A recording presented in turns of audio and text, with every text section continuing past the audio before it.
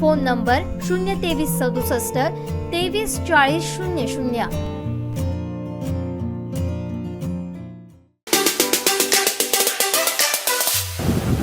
सगळ्यांचं हार्दिक स्वागत. आत्ताच आदरणीय नेते देवेंद्र फडणवीस यांनी जो अर्थसंकल्प मांडला, त्या अर्थसंकल्पात आपल्या कोकणासाठी पहिल्यांदाच सगळ्या स्तरापर्यंत चांगल्या प्रकारची मदत केली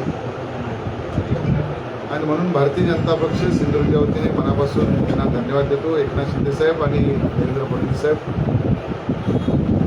पहिल्याच वेळी जो बऱ्याच वर्षापासून रेडी रेव्हर्सचा रस्ता होता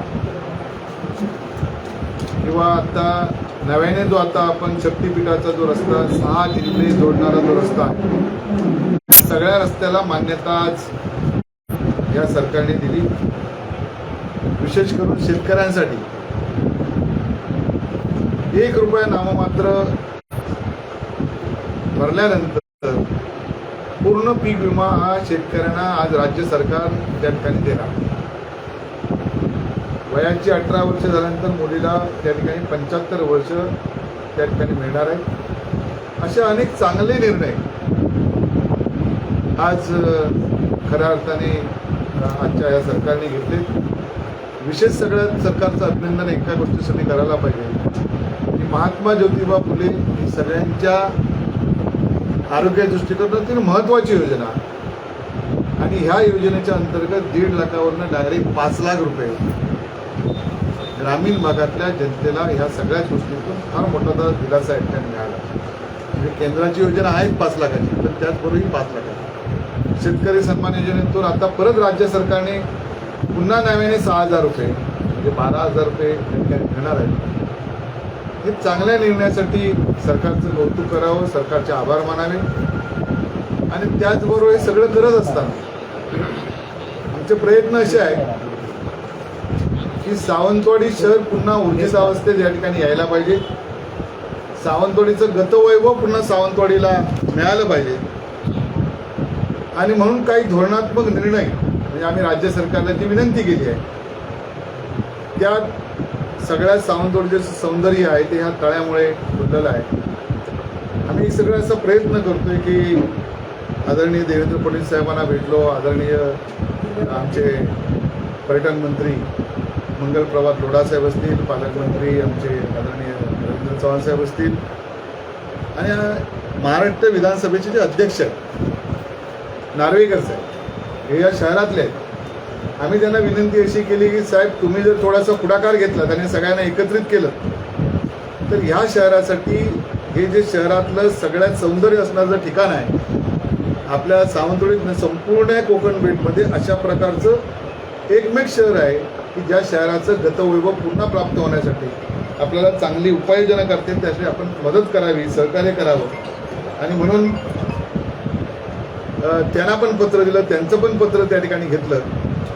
आम्ही आज 50 कोटीची मागणी या तलावाच्यासाठी सुशोभीकरण आणि फाउंटन म्हणजे नागपूरला आदरणीय नितीन गडकरी साहेब, देवेंद्र फडणवीस साहेब यांच्या उपस्थितीत जे त्या ठिकाणी त्या तलावाचं नाव माहीत नाही सांगतो, त्या तलावावर जो काय सुशोभीकरण त्या ठिकाणी केलं, फाउंटन केलं, त्याच पद्धतीने इकडे व्हावं अशा प्रकारची मागणी आम्ही त्या ठिकाणी केली.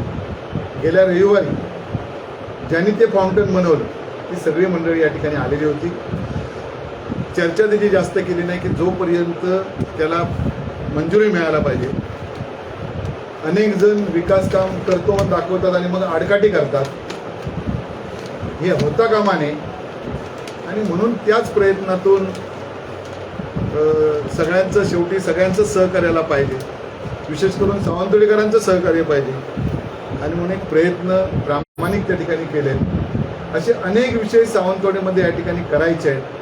आणि म्हणून एकदा येणाऱ्या आठवड्याभरात मध्यंतरी अधिवेशन असल्यामुळे काही सगळे बैठका असल्यामुळे ते शक्य झालं नाही. एक बैठक सावंतवाडीकरांची घेऊन सावंतवाडीकरांना जे काही गोष्टी पाहिजे असतील त्यांच्या मार्गदर्शनाखाली, त्यांच्या सूचनेप्रमाणे, आपल्या सगळ्यांच्या सूचनेप्रमाणे आज भारतीय जनता पक्ष म्हणून या ठिकाणी करण्याचा आमचा मानस आहे.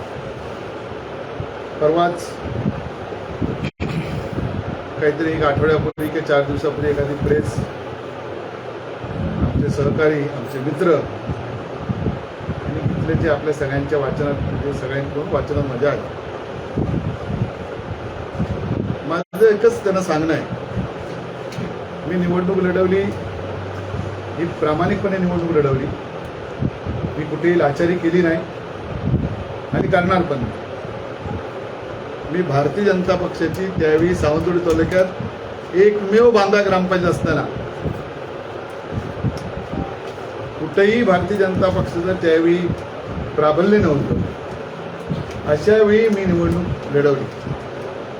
मी ना राणेंना शिव्या घातल्या, मी नाही बाकी कोणाला शरद पवारांना शिव्या घातल्या.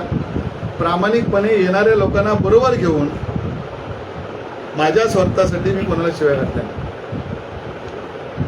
राणे ज्या असतील त्यावेळी राणेंचा उदो करायचा. राणेंची गरज संपली, शरद पवारांची गरज संपली की उद्धव ठाकरे साहेबांचा जय जयकार करायचा. उद्धव ठाकरे साहेबांची जय जयकार करून संपली तर भाजपच्या नेत्यांचा जय जयकार करायचा. म्हणजे आणि कोण नाही कोणाला. पण अशा प्रकारचं राजकारण माझ्या आयुष्यात स्वार्थी राजकारण मी कधी केलं. मी माझ्या बरोबरच्या सहकार्यांना घेऊन मी जरी पडलो 100% पराभूत झालो, त्याला काय लोकशाही आहे आणि कोणी ताम्रपट या ठिकाणी घेऊन आलेलं नाही. आणि जितक्या वेळ जे माझ्यावर टीका करणार आहे त्यांच्यापेक्षा जास्त वेळ सावंतवाडीतल्या जनतेला गेली 25 वर्ष मी देतो. जरी पराभूत झालं तरी कधी थांबलेलो नाही. आणि माझी विधान परिषदेची शिफारस करण्यापेक्षा आता तुमच्यावर पक्षात घेण्याची परिस्थिती आहे. एकच भाजप राहिलं. ग्रामपंचायतीला आपला खूप जास्त संपर्क, त्यामुळे ग्रामपंचायतीला आपली परिस्थिती समजली. आता जिल्हा परिषद पंचायत मला समजेल. माझी आपल्या माध्यमातून त्यांना विनंती आहे, वरच्या लोकांना मध्ये आणि नको. देवेंद्र फडणवीस साहेब आमचे नेते आहेत, आदरणीय आमचे मुख्यमंत्री शिंदे साहेब आमचे नेते आहेत, युतीचं सरकार आहे. आपण जर एवढं चांगलं काम केलेलं असेल तर होऊन जाऊ दे ना. कशासाठी तुम्हाला युतीची गरज पाहिजे?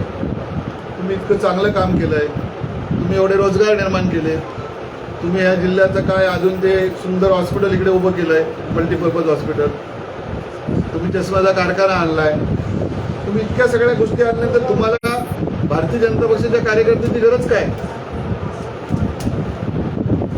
त्यामुळे जर समजा तसं असेल तर आम्ही आमची पार्टी वाढवण्यासाठी, शत प्रतिशत भाजपा करण्यासाठी प्रामाणिक आम्ही प्रयत्न करणारच आहे. त्यासाठी कोणाच्या ज्योतिषाची गरज नाही. आम्ही आयत्या वेळावर किंवा दुसऱ्याला हे करून इकडून तिकडे तिकडून इकडे आम्ही गेलो, ठीक आहे, त्याच्या परिस्थितीनुसार. आम्ही कोणाला टीका टिप्पणी केली नाही. ना कधी राणे साहेबांवर केली, ना कधी उद्धव ठाकरे साहेबांवर केली, ना कधी शरद पवार साहेबांवर. प्रत्येकाची गरज संपली की मग त्याला मागून मी शिवाय आम्ही नाही घातलेलं नाही. ही सवय, ही संस्कृती आमची नाही. अशा माणसाने माझ्यासारख्याला सल्ला देण्याच्या भानगडीत पडू नये. आमचे दिवसभरातले सर्व अपडेट्स, ताज्या घडामोडी आणि थेट लाईव्ह पाहण्यासाठी सबस्क्राईब करा, लाईक करा कोकणचं नंबर 1 महा चॅनल कोकण 7 लाईनचं YouTube चॅनल.